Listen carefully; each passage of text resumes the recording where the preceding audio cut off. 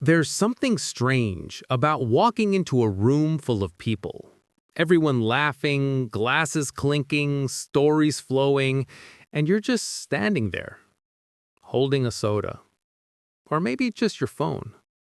You smile politely, nod at jokes, and pretend not to notice the looks when you refuse a drink.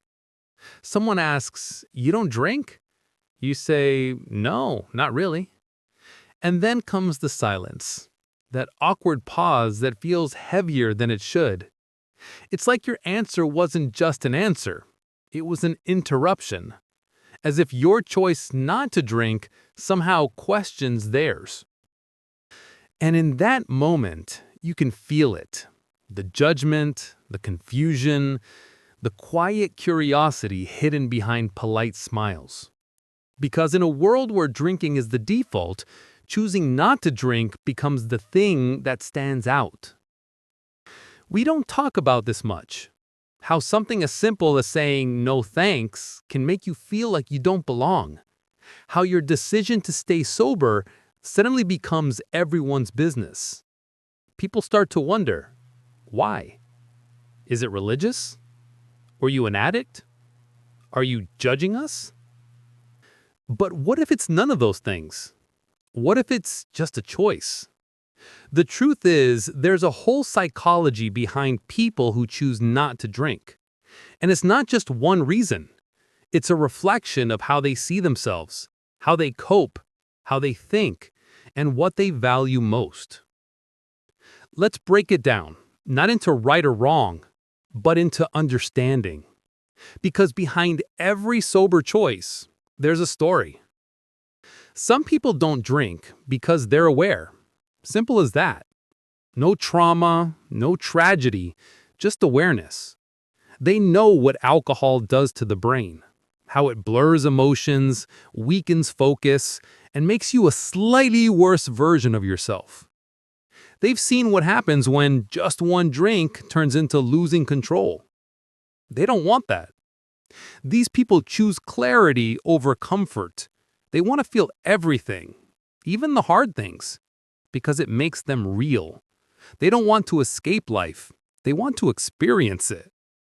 And here's the thing. It's not that they look down on anyone who drinks. It's that they value peace more than participation. In a world where everyone's chasing the next high, they've learned that staying clear-headed is the real rebellion. They're not boring. They're just not afraid to be themselves, even if it means standing out. Then there are those who don't drink because they've seen the dark side of it. This isn't about preference, it's about survival. They've watched what alcohol can do when it gets out of control. To families, relationships, memories, they've seen love turn into chaos. Maybe they grew up watching someone they cared about destroy themselves one drink at a time. Or maybe it's personal. Maybe they've been there. The nights they can't remember, the mistakes they wish they could erase, the guilt that doesn't fade. And they decided never again. For them, staying sober isn't a choice. It's a lifeline. Every no they say is a promise to themselves. A way to take back what alcohol once took from them: control, peace, and dignity.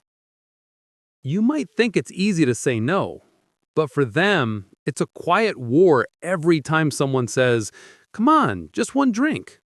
Because that one drink could be one too many. They're not avoiding fun. They're protecting their peace. And that takes a kind of strength most people will never understand. Then there are those whose decision goes deeper. Spiritual people. They don't drink not because of fear or trauma, but because of something higher. It's not about restriction. It's about connection. To them, alcohol isn't just a drink. It's a distraction. A cloud that blurs the connection between who they are and who they're becoming. They see sobriety as alignment, a state of clarity where their thoughts, emotions, and soul move in the same rhythm. It's about presence, about feeling life as it is, raw and unfiltered. They believe that you can't truly know yourself if you're always trying to escape yourself. So they choose to stay, to sit with the discomfort, to grow from it. For them, every moment of clarity is a form of meditation, and every no to a drink is a yes to consciousness. Then there's another kind, the rebel. The one who refuses to do something just because everyone else is doing it. They're not sober because of trauma or spirituality. They're sober because they hate being told what's normal. When society says, you need alcohol to have fun, they say, watch me. Their decision is rebellion disguised as self-respect.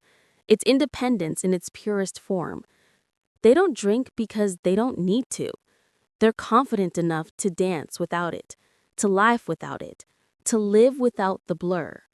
And they're perfectly fine standing out in a room full of people doing the same thing just to fit in.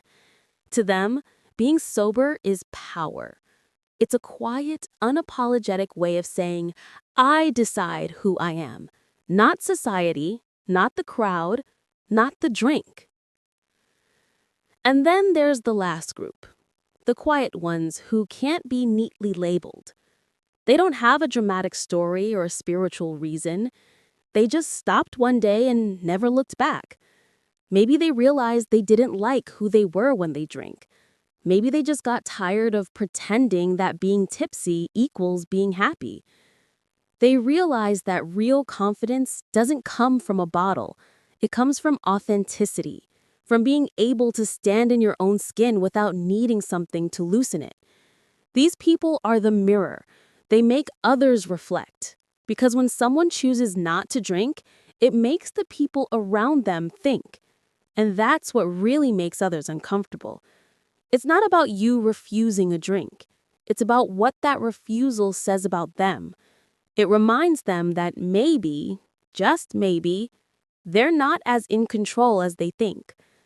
So the next time you're at a party and you notice someone not drinking, don't assume.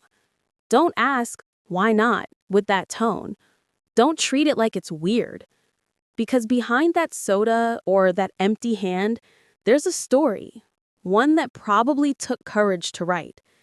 Maybe they're healing. Maybe they're growing. Maybe they just want to wake up tomorrow feeling like themselves. And maybe that's something worth respecting. The truth is, we've built a culture that confuses confidence with intoxication. We think people are funnier, braver, more interesting after a few drinks. But maybe we've just forgotten how to connect without a filter. We laugh louder, but listen less. We talk more, but say less. We forget that the most real moments often happen in quiet, sober honesty. So if you're someone who doesn't drink, whether it's by choice, by healing, or by faith, know this. You don't owe anyone an explanation. Your clarity is your power. Your peace is your rebellion. And if you ever feel out of place, just remember, the most self-aware people often do. Because fitting in has never been the goal. Living true to yourself is. Now here's a question for you. When was the last time you asked yourself why you drink? Is it because you want to or because everyone else does? Think about it. Because sometimes the most powerful choice you can make is the one that makes everyone else a little uncomfortable. And that's okay. That's how truth usually feels at first.